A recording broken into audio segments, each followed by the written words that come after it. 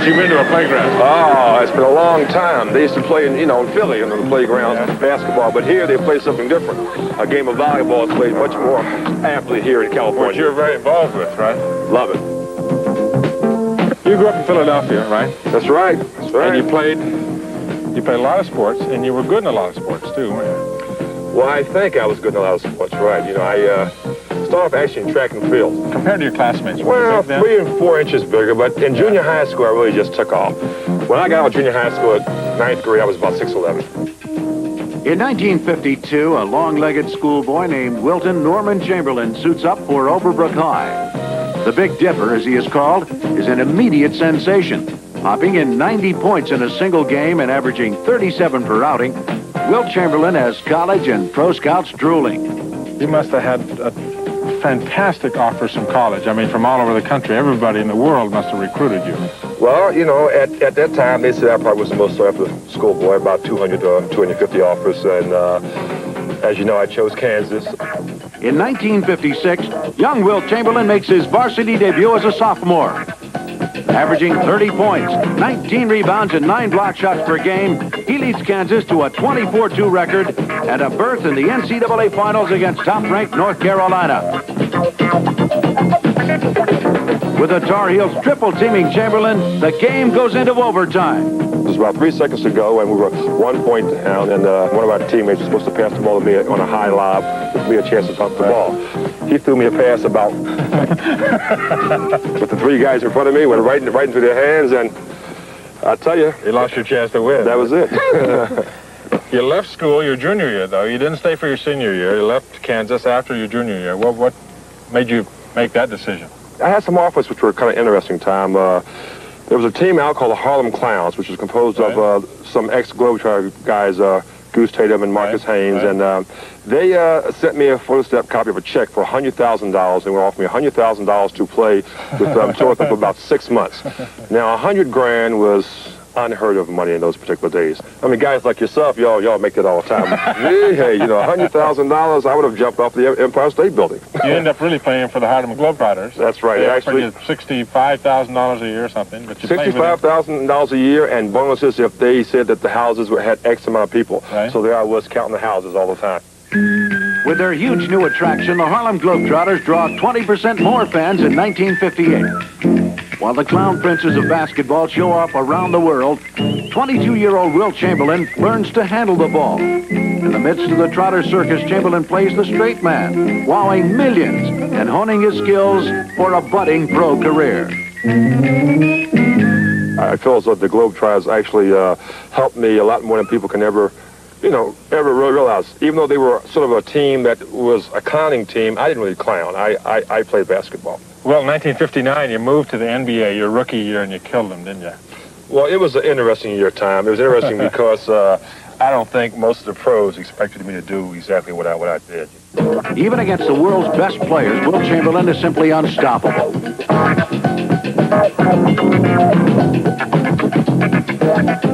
The 7'1" dunk artist lifts his Philadelphia Warriors from last place to second. As a 23-year-old rookie, Chamberlain is named the league's most valuable player. In his third season, 25-year-old Wilt Chamberlain maintains an astonishing 50-point-per-game average. Then on March 2nd, 1962, against the New York Knicks, Chamberlain chases an unthinkable achievement. After 3 periods, the Dipper has 69 points, and the crowd is buzzing with excitement. Wilt Chamberlain has a shot at a 100-point game tonight. He's already broken his own record of 78 points in a game. He's scoring at will now. Dunk shot, good. Wilt has 98. Wilt needs one more hoop. He gets a pass, grabs it, and dunks it through. 100 points for Wilt Chamberlain. The most amazing one-man show in basketball history. I know it seems like a miracle number to a lot of the people, but I could have scored 100 a number of other times. But if I had a better day and had a better cause, I believe it would have been more important to me. But, Tom, you take averaging 50 points a game. To me, that was phenomenal. Right. To go out on the court and say, hey, in order for me to hit my average, I have to score 50 tonight. And if I score anything under 50, then I'm really not doing what I'm supposed to be doing. One thing you did have trouble with, now I know, was free throws, but... Well, that's where I made my money, Tom. We're going to play little horses now. All right. We're going to see if I can get some of that money back. All right, okay. All right. I'm first up. First Ready? up. All right. Do this. Watch out. Wait, keep your feet right. That's fine. Good. This is an instruction. Get the hair out of your eyes. Get the hair out of your eyes. Oh, no! All right! I'd be looking good here. That's not bad. All right, let's go. Underhand or overhand, and you got to stay behind the line. Behind the line? Just don't be jumping up here. Left-handed. Well, that's more like me right there. See what I mean?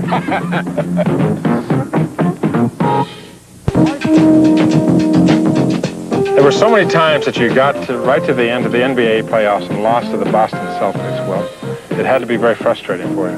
Of course. I think it's really a tough position to be in when you can go all the way to, the finals and lose in the last minute, the last seconds, and realize that, a point or two was the difference. But for people who are watching, for people who are remembering, they only remember that you lost.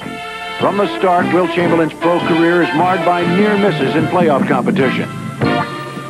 Year after year, his teams come up short against the powerful Boston Celtics. In his first 7 seasons, Chamberlain's teams lose 5 playoffs to Boston.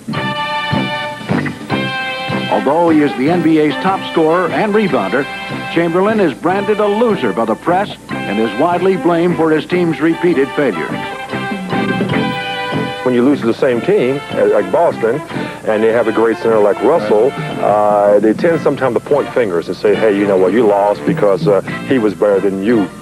Russell being, the center there of the great Boston teams, and of course the media helped the player play it up and make it for what it was. Wilt Chamberlain versus Bill Russell. Through the 1960s, this duel stands out as the most intense personal rivalry in all of sport and contributes mightily to the growing interest in professional basketball. The 7'1" Chamberlain is a scoring machine.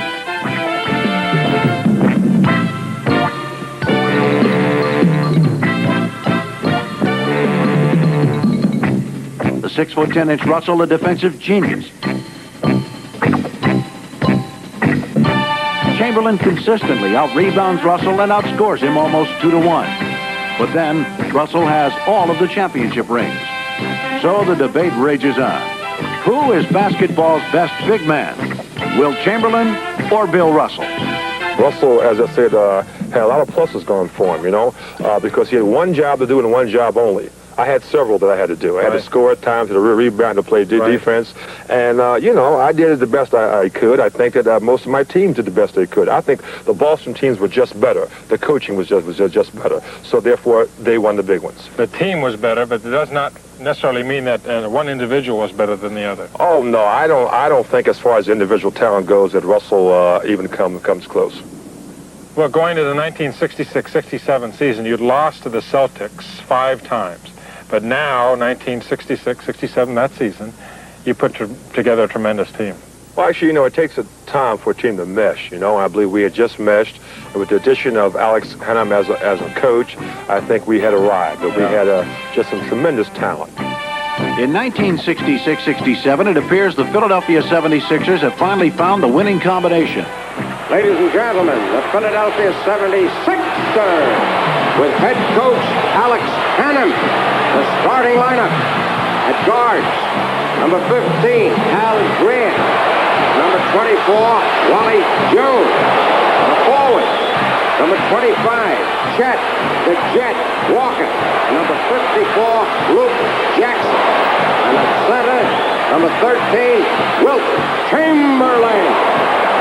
At age 30, Wilt Chamberlain is determined to rid himself of that uncomfortable loser's tag. A stronger and more mature Chamberlain tries out the role of passer in his 8th NBA season and finds it much to his liking.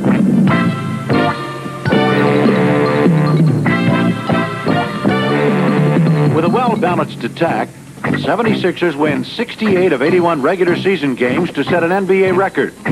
Still, the Sixers must beat the Boston Celtics in the playoffs or go home losers once more. Chamberlain backing in on Russell. Finger roll, no good. Battle for the rebound. Chamberlain gets it and lays it up and in. The tables have finally turned. The Sixers crush Boston in 5 games and earn the right to meet the San Francisco Warriors for the NBA crown. 6th game of the NBA Finals. The 76ers trying to nail down the title. Sixers with the ball here in the 4th quarter. Cunningham, jumper, no good. Thurman gets the rebound, and here come the Warriors. Cunningham steals it. Pass underneath to Chamberlain. Wilt's got 24. Sixers by 1. The Warriors need to answer now.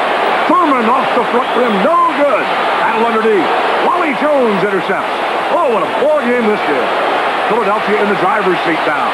Jones to Luke Jackson. Jump shot. The Sixers win 125-122.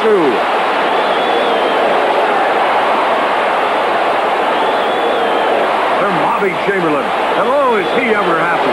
Wilt has finally won the big one.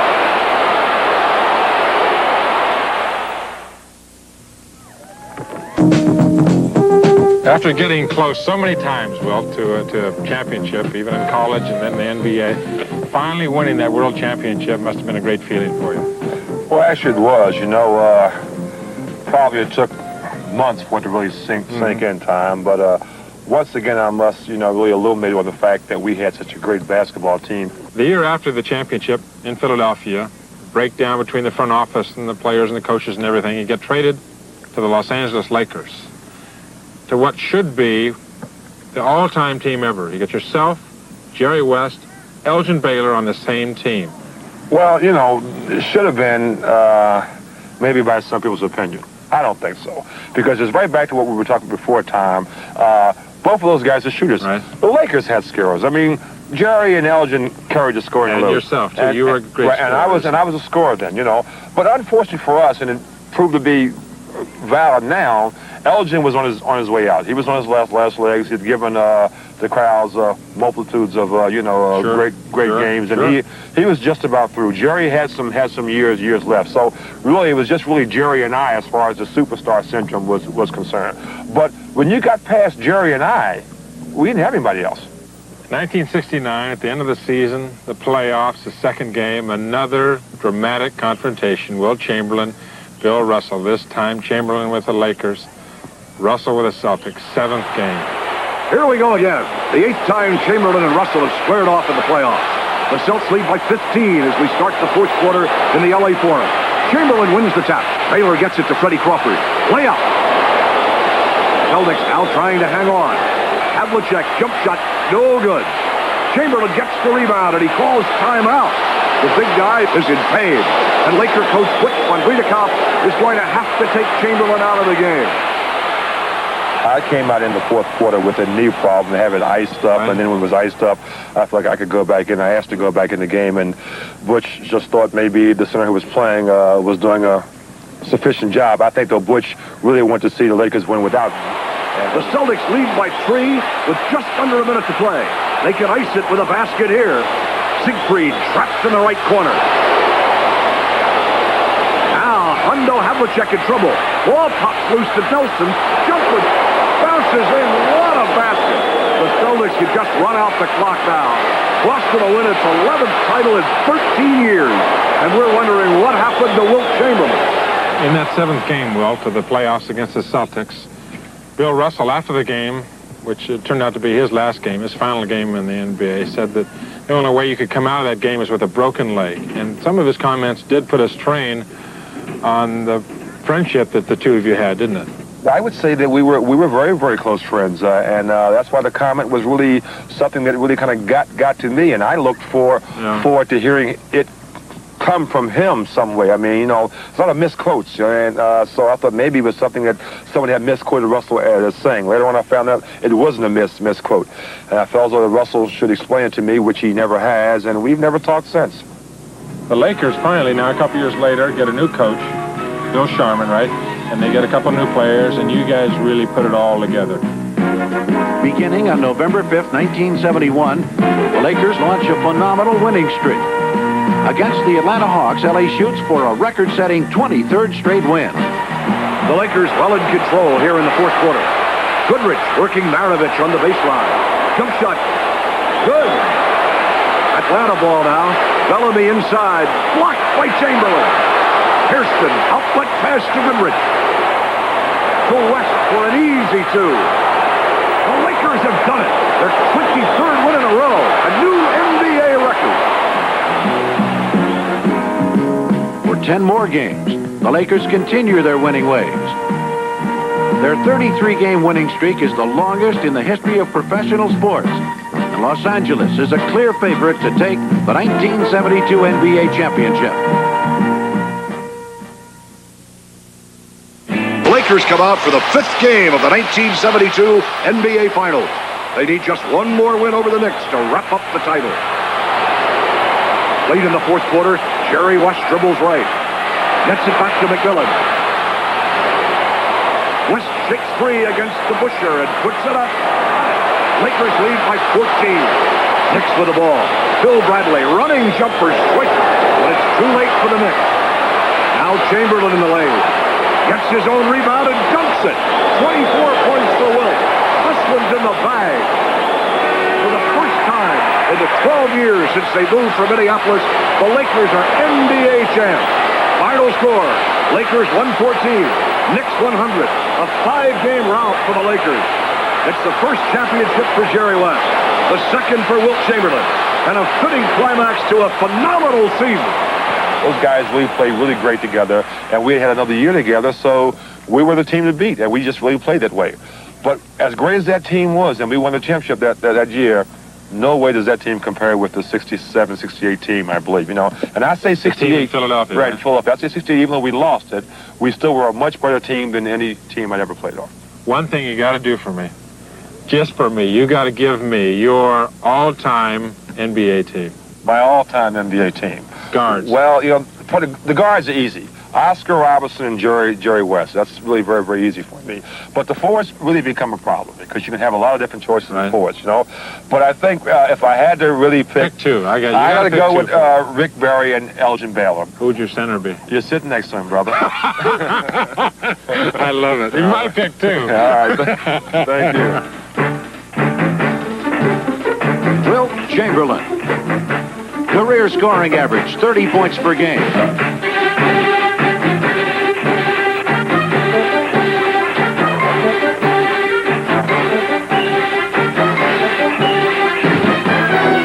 NBA scoring champion 7 times. NBA rebounding champ 11 times.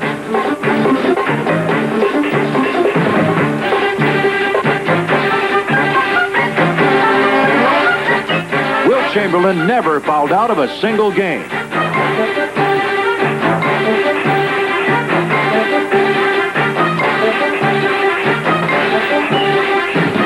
Pro basketball's all-time leading scorer and rebounder.